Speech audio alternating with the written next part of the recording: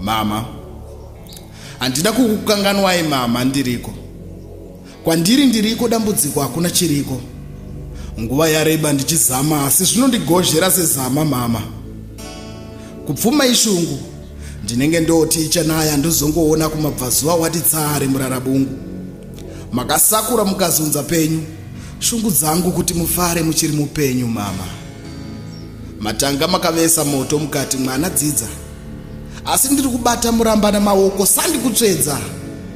Uswa hwenyati ndo hwayakamedza, vane simba vanondibvutira nechiri pamuromo, kuzvitaura ndinosonwa muromo mama. Ndiriko mama, asi dambudziko kwandiri hakuna chiriko. Ndaiti zvandaane chirauro zvichida ndichaseva, asi vakaisa muchetura mudziva hove dzikafa kuti ndishaye chokubata mama. Mukoko wangu wandaiti ndichamora, kudai vakagubira zvavo kungotora huchi senani, asi vakabva vauraya nenyuchi dzacho kuti ndishaye nepekutarisa mama.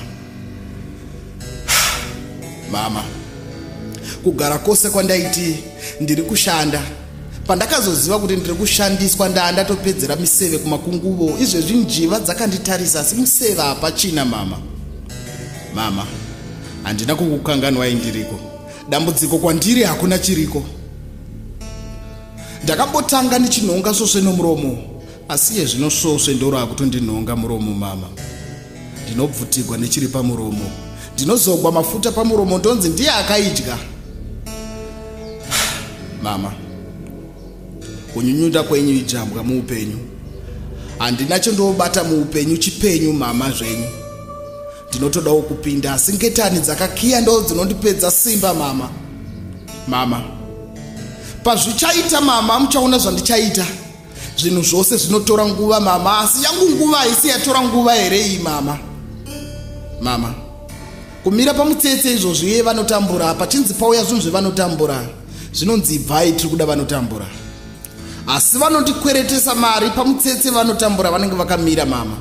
Chiso changu hachibvumiwe pane vanotambura, asi ini ndichitambura. Vamwe vanotsvaga rubatsiro kwandiri, ini munhu ari kutotsvagawo rubatsiro. Tozopedzera taakubatsirana kutsvaga rubatsiro mama.